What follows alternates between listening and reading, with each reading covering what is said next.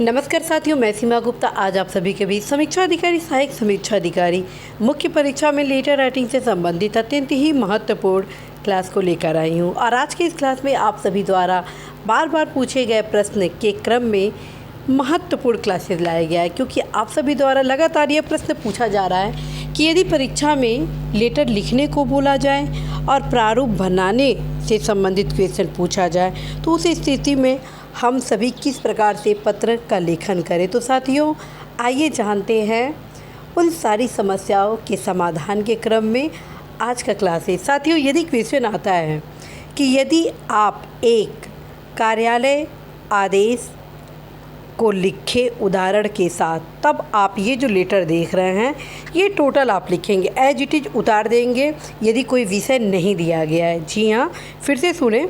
यदि क्वेश्चन ये पूछा जाता है कि आप एक कार्यालय आदेश का उदाहरण प्रस्तुत करें, या क्वेश्चन ये पूछ रहा है कि एक कार्यालय आदेश को आप लिखें, तो इस कंडीशन में ये जो कार्यालय आदेश आप सभी के बीच है इसको एज इट इज़ आप उतार देंगे, ठीक है। और यदि ये क्वेश्चन आता है कि आप एक कार्यालय आदेश का प्रारूप बनाइए, तो आप सभी को अवगत कराना है इस कंडीशन में आपको क्या नहीं लिखना है, ये ध्यान रखें। इस कंडीशन में आपको क्या लिखना है, सबसे पहले ये जान लें, ये जितना पोर्शन है ये सब लिखा जाना है, अर्थात उत्तर प्रदेश शासन सचिवालय प्रशासन विभाग 5 संख्या और ये स्थान और दिनांक और ये कार्यालय आदेश, ठीक है। एज इट इज़ फॉर्म में फ्रेंड्स आप सभी को ये भी लिखना है, ये भी लिखना है, और ये नीचे जितना प्रतिलिपि निम्नलिखित को सूचनार्थ आवश्यक कार्रवाई हेतु प्रेषित है इसको लिखना है। फिर आप नंबर 1, नंबर 2, नंबर 3, नंबर 4 बस लिखेंगे। इसकी आवश्यकता आप सभी को नहीं है, ठीक है, इसकी आवश्यकता आप सभी को नहीं है। लेकिन जो नीचे लिखा है आज्ञा से, और ये टोटल आपको उतारना है। अब जानते हैं जो मुख्य भाग है लेटर का, उसमें आपको किन अंशों को नहीं लिखना है यदि प्रारूप बनाने से संबंधित क्वेश्चन पूछा जाता है। आप तात्कालिक प्रभाव से ये सारा शब्द तीनों के तीनों शब्द लिखेंगे, इद्दत द्वारा तैनात किया जाता है, ठीक है। अर्थात ये जो अंडरलाइन में इतने शब्दों को आप लिखेंगे, फिर आप डैश डैश डैश डैश करके आप इतना बाकी छोड़ देंगे। और साथियों, ये ध्यान रखें कि यदि आप आवश्यक अंशों को छोड़ देते हैं तो आपके अंक काटे जाएंगे, और यदि आप इन सारे विषय सामग्री को भी उतार देते हैं, प्रारूप बनाने को भी यदि पूछा जाता है तो अंक नहीं काटे जाते हैं, ठीक है। तो साथियों, मेरे ख्याल से अब आप सभी को क्लियर हो गया होगा। आइए एक और उदाहरण से जानते हैं। अब आप सभी के बीच मेरे द्वारा अनुस्मारक पत्र को लाया जा रहा है, अर्थात रिमाइंडर। रिमाइंडर क्या होता है? रिमाइंडर होता है कि यदि किसी प्रकरण से संबंध में ऑलरेडी एक लेटर संबंधित संस्था में चली गई है, ठीक है, और अनुरोध भी किया जा चुका है संबंधित प्रकरण पर अग्रेतर कार्रवाई के लिए, अर्थात जो कार्रवाई की जानी है, और अभी तक उसकी सूचना आप तक नहीं मिली है कि उस संबंधित प्रकरण पर क्या कार्रवाई की गई है, उसके क्रम में अर्थात तदक्रम में अनुस्मारक पत्र अर्थात रिमाइंडर को लिखा जाता है, और यह बताया जाता है कि मेरे उक्त पत्र के क्रम में अभी तक कोई सूचना नहीं उपलब्ध की गई है। तो साथियों, यदि कोई अनुस्मारक से संबंधित क्वेश्चन पूछ दिया जाता है कि एक अनुस्मारक का उदाहरण दीजिए, तब आप हूबहू ये सब उतार देंगे। जी हाँ, यदि क्वेश्चन आता है एक अनुस्मारक को लिखिए, तो आप सारा का सारा मैटर लिखेंगे। यदि क्वेश्चन आता है एक उदाहरण दीजिए, तब भी आप टोटल लिखेंगे। और यदि क्वेश्चन ये आता है प्रारूप बनाइए, तो ऊपर का जो प्रेषक है क ख ग अनुसूची उत्तर प्रदेश शासन, इसको तो आप लिखेंगे ही। सेवा में ये भी आप सब लिख लीजिए, और यहाँ ये सब भी आप लिखिए, ये भी आप लिखिए। विषय जो है, विषय आप श्री क ख आप लिखे, उसके बाद डैश डैश डैश करके फिर के संबंध में, ध्यान रखें के संबंध में यहाँ लिखना होता है। आप में से बहुत सारे ऐसे युवा हैं जब विषय लिखते हैं, जब ये विषय लिखते हैं तो यहाँ पे लिख देते हैं के संदर्भ में। यहाँ पर संदर्भ शब्द नहीं होगा, के संबंध में होगा। ठीक है, यदि अब भी कोई डाउट है तो आप पूछ लीजिए। ठीक, क्योंकि ये आप सभी के लिए फाइनल एंड रिवीजन क्लासेस हैं, ताकि आप सभी किसी भी रूप से अंक इसमें कम ना प्राप्त करें। और ध्यान रखिए, संदर्भ शब्द का कहाँ प्रयोग करना होता है, इसका भी बहुत महत्वपूर्ण योगदान होता है। संदर्भ यहाँ पर इस शब्द का प्रयोग हो रहा है। ठीक है, तो फिर जब आप प्रारूप बना रहे हैं तो महोदय शब्द लिखेंगे। उपयुक्त विषयक शासन के पत्र दिनांक का संदर्भ ग्रहण करने का कष्ट करें, जिसके माध्यम से प्रश्नगत प्रकरण में, ठीक है, और उसके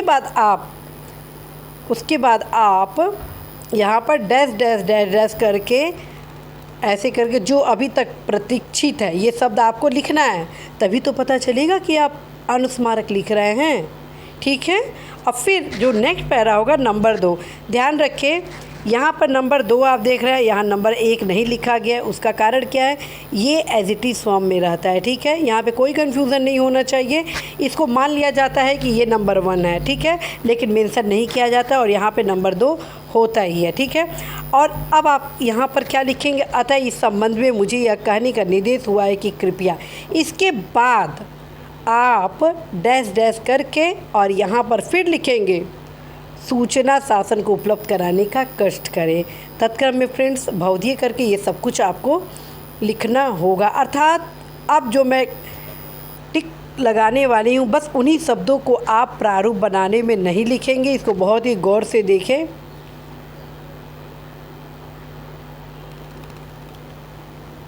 बस ये इतना आप नहीं लिखेंगे, बाकी आप सब लिखेंगे। ठीक है, इतने शब्द को छोड़ के ये हो गया आपका प्रारूप। जहाँ पे आप ग्रीन लाइन देख रहे हैं, बस उतना आपको नहीं लिखना है, बाकी आप सब लिख सकते हैं। ठीक है, कहीं से कोई कमी नहीं होगी। यदि आप आवश्यक अंशों को छोड़ देते हैं तो निश्चित रूप से आपके अंक काट लिए जाते हैं। तो ये चीज़ आप अवश्य ध्यान रखें कि अनुस्मारक को कैसे लिखना है। अब आइए, अर्धशासकीय पत्र यदि आ जाता है तो आप ऐसे हूबहू इसको उतार देंगे। ठीक है, अर्धशासकीय पत्र यदि पूछा जाता है तो आप इसको हूबहू उतार देंगे। और यदि प्रारूप बनाए जाने से संबंधित क्वेश्चन आता है तो फिर आप इसको total as it is form में लिखेंगे। ये भी लिखेंगे, ये भी लिखेंगे, ये भी लिखेंगे, ये भी लिखेंगे, और यहाँ पर श्री क ख ग इतना लिखेंगे, ये भी लिख दीजिए। और यहाँ पर डैश डैश डैश डैश कर दें। और फिर इस संबंध में मुझसे आपको यह अवगत कराने की अपेक्षा की गई कि क्योंकि ये जो शब्द है ये पहचान का आधार होता है कि ये अर्धशासकीय पत्र है। ठीक है, और लखनऊ को प्रेषित किया गया है। ये इतने शब्द आपको लिखने ही होंगे, तब कहीं साथियों प्रारूप बनाने से संबंधित क्वेश्चन आप सही करेंगे। ध्यान रखिए, आपकी सुविधा के लिए प्रारूप बनाने से संबंधित क्वेश्चन को पूछा जाता है ताकि कम समय में आप पत्र को लिखकर उदाहरण सहित दे सके। ठीक है साथियों, कहीं कोई कन्फ्यूज़न नहीं होना चाहिए।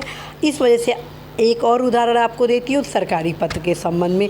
ये रहा सरकारी पत्र। यदि क्वेश्चन आता है सरकारी पत्र को लिखिए, हूबहू आप इसको उतार दीजिए यदि कोई विषय नहीं दिया गया। यदि क्वेश्चन आता है कि एक उदाहरण सहित सरकारी पत्र को बनाइए, तो भी आप उतार दीजिए। यदि बस ये क्वेश्चन पूछा जाता है प्रारूप बनाइए, तो आप ये टोटल लिख दीजिए, कहीं से कोई अंक नहीं काटा जाएगा। ये सब कुछ आप लिखें। विषय जो है उसमें बस श्री क ख क करके और फिर एडिट फॉर्म में आप के संबंध में और फिर यहाँ पर डैश डैश डैश कर सकते हैं। अब उपयुक्त विषयक और ये यहाँ इतना लिखकर फिर डैश डैश करके मुझे ये कहने का निर्देश हुआ, ये आप लिखेंगे। ठीक है, तो साथियों आशा है, विश्वास है कि जो भी डाउट हुए हैं वो आपके क्लियर हो जाएंगे। ध्यान रखें, यदि आप थोड़ा सा भी मिस्टेक करते हैं पत्र लेखन में तो अंक आपके काटे जाते हैं। और साथियों ये ध्यान रखें, आप कई किताबों में हर पत्र के प्रारूप अलग देखेंगे। ठीक है, कहीं से कोई कन्फ्यूज़न नहीं होना चाहिए। आपके कॉन्फिडेंस के लिए मैं आप सभी को अवगत करा चुकी हूँ कि आप अवश्य ही upkisandesh.com पे जाइए और अभी जो आप सभी के भी विभिन्न पत्र जो प्रेषित किए गए हैं उसको आप देख सकते हैं। तो साथियों, आशा है, विश्वास है कि आप सभी द्वारा पूछे गए ये विभिन्न प्रश्नों का उत्तर देने में मैं सफल होंगी। और यदि अभी भी कोई समस्या है तो आप सभी अवश्य ही प्रश्न लाइव क्लासेस में पूछ सकते हैं। All the best.